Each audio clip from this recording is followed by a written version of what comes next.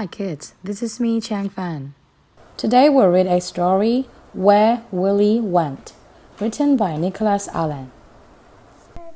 Willy was a little sperm. He lived inside Mr. Brown. He lived with 300 million other sperm, and they all lived in Mr. Brown at the same address.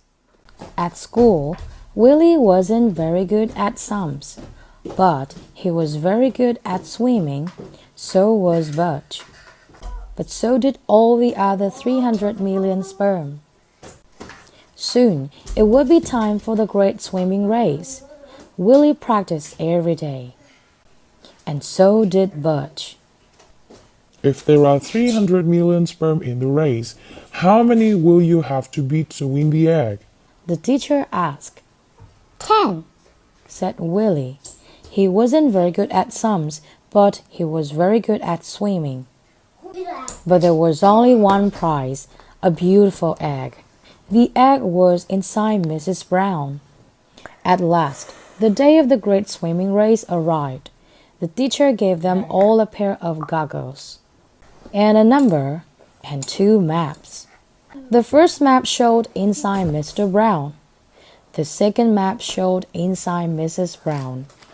That very night, Mr. and Miss Brown joined together. The teacher cried, Go! And the great swimming race began.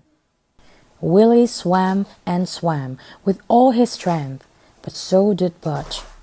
Butch was catching up. How much further did Willy have to go? Willy swam as if his life depended on it. Yet so did Butch.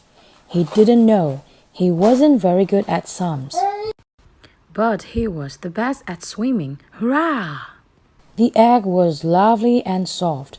Willy burrowed all the way in until he disappeared. Then something strange happened, something wonderful, something magical. It grew and it grew until it grew bigger than the egg. Something inside began to grow. Then it grew some more until it grew bigger than Mrs. Brown's tummy. So Mrs. Brown's tummy grew bigger instead. It grew and it grew and it grew until the baby was born. It was a little girl. They called her Edna. But where had little Willy gone? Who knows? But when Edna grew into a little girl and went to school, she found she wasn't very good at sums, but she was very good at swimming. The end. Thank you for listening to this story. We hope you enjoy this.